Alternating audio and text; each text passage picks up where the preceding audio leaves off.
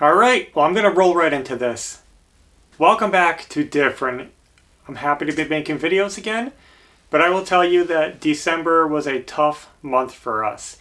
That's why we took a break, but we're trying to get back now. I'm glad December's over, but we're not out of the mess yet, so hang in there with us. And we really appreciate your continued support and love for our family, so thank you so much for that. Sorry that we've been gone so long. I was actually going to be gone longer, but I saw you guys getting a little bit worried, a little bit impatient, so we're back. So while we did have to take a break to work through some personal things, we also got some work done. Let me take you around. I'll show you guys what I've accomplished. It's not much, but we made some progress, and then I'll tell you where we're going from there. Well, the first thing I want to point out is the end of the trailer here. I think this is where we left you guys in the last video, was pulling down the big AC unit at the end of this building. That left us with two big holes that needed patching. I did take a few clips of that, so I'll show you what we did here. I have two holes on the front of our building here that we need to patch. I'm going to start with this top hole, and as you can see, this piece of metal transitions to go over the bottom siding. So I'm going to try to make a patch for that.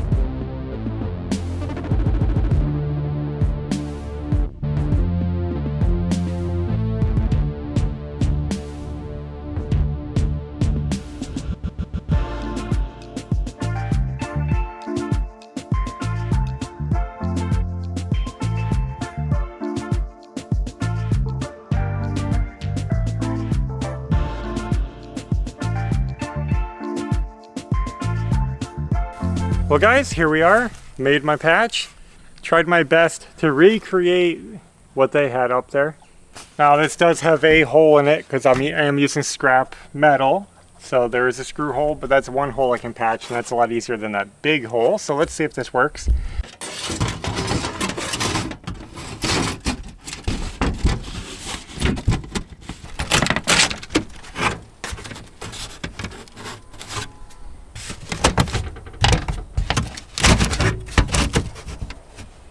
Well, my piece is a little bit long here. I guess I folded it in the wrong spot. Could have measured better, but it might work.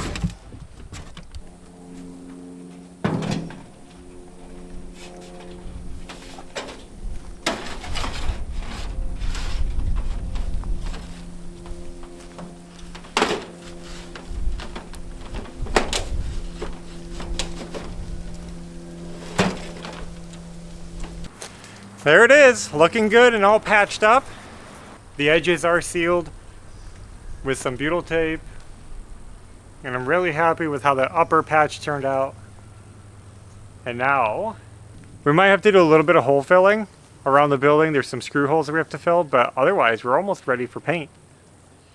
And so I'm happy with that, how that came out. All patched, good as new. Well, not as good as new, but it's pretty good. And I think we're ready for paint And now the second thing I want to show you, which is huge, which you can probably already see, is that we have the building up on blocks. We actually went around, blocked it all up level and straight, and it looks good. And now the building is better supported and secured. Now I also filmed that a little bit, but I don't think I'm going to roll into that because it was, I'll do a little bit. I'll show you a little baby clips.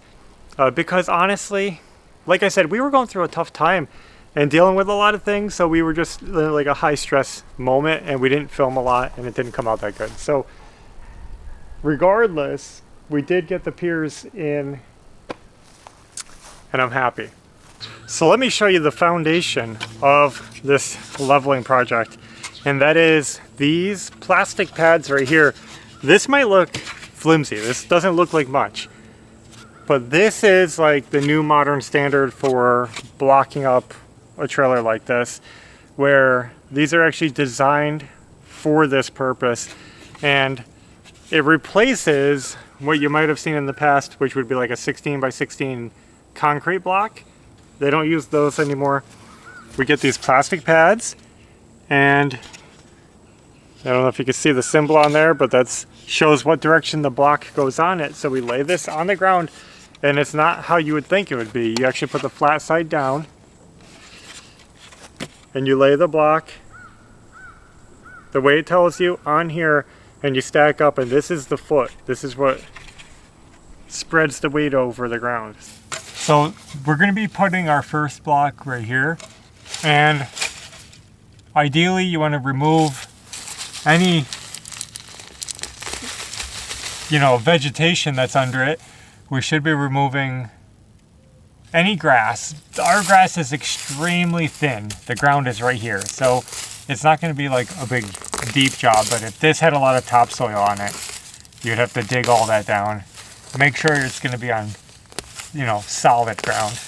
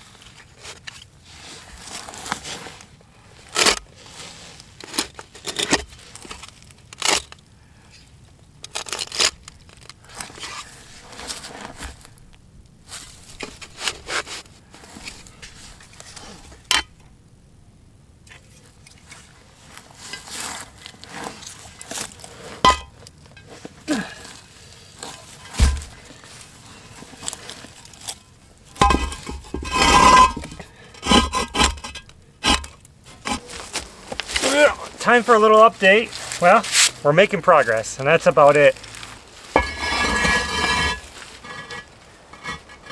I think, several people wanted to see this process of how to level the building, and I've been thinking about it while I'm working, and I'm thinking that I'm not the one to tell you. There are probably other people who can do this better, because I don't even know if I'm doing it right. If it was a home, I'd be paying somebody to do it, but they overcharge. They really do. All I can say is if you have to re-level a home, it's easy. You jack it up and you shim it, and you just try to re-level it. You can use a laser, you can use a water level, but as far as like a how-to, I'm not going to show you how to. I'm going to show you what I'm doing with our shed. Right now, I'm going with about 2.5 blocks high, because what I do know is that you can use hollow core blocks like this. Not always. Keep in mind, it's not always, but you can use these. And but you need a solid cap. So you either need a solid concrete cap, or you need a 2x8 treated lumber cap. So you just need a solid piece on top. You can see I got that one there. Got one on the end, not touching. And I'm about to get this one leveled up. I'm using my laser level. Let me show you. Oh! Ow! So I have my laser, and I can turn this on, and basically I can say, okay, I'm at 9 3/8 on that pier to the frame. 9 3/8 on that one. So we're level. This pier and that pier is level. And I'm measuring to the bottom of the frame. That's typically how it's done. Measure to the frame, not the wood. The wood isn't reliable. What I'm going to do is come over to this pier. And remember, we want 9 3/8. Right now we're at 8 3/4. So I have to jack this up until it matches those piers. So I'll get the jack behind this. We don't want to lift this front end. We want to lift the back end. So we're going to get the jack back here. I'm going to lift it up until I get down to my 9 3/8. We'll shim it with some wedge shims. Let me show you mobile home shims. You get these at the mobile home supply store. And they're just big, heavy-duty shims made out of treated lumber. They're kind of awkward to use, but this is typically what's used. And I'll just get those up there and wedge them under the frame. And then move on to this one. I'm going like side to side so we don't put too much twist in the home.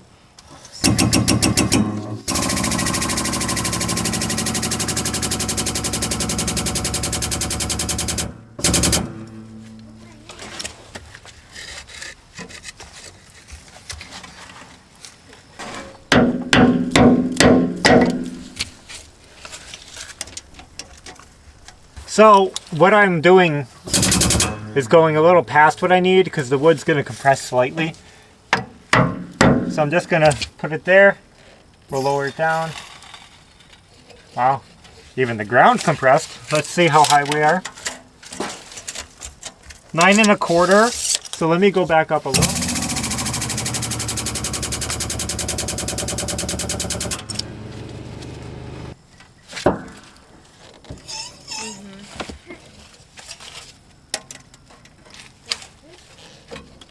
I'm going to leave it right there for now. And now I'm going to switch over to the other side and get that pier set. So now in leveling that building, we did find some problems that we weren't aware of. Should have leveled it first of all. Because all the repairs that we were doing with the windows, the doors, and building inside, we didn't have anything to level to. It would have been a lot easier to have the building straight to begin with and then install all those. It would have made our job easier. So I should have done that first. It's done and everything's looking good now, but I will tell you, it did take me longer than it should have because I had to fix some things. And it turned into a pretty big job. But we made it through. And now, with that done, you're wondering, what's next? I mean, I said I'm going to paint that, but that's not a big rush. And we still got to do a couple like hole fills, little screw holes.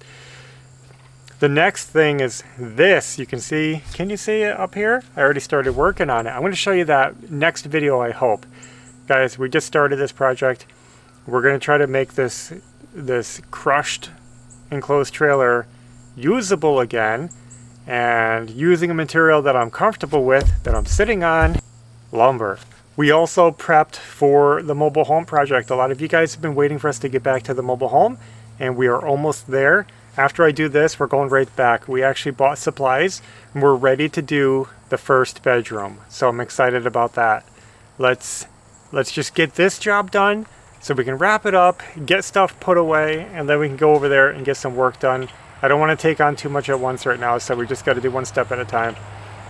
This probably isn't your favorite job, but it has to get done first.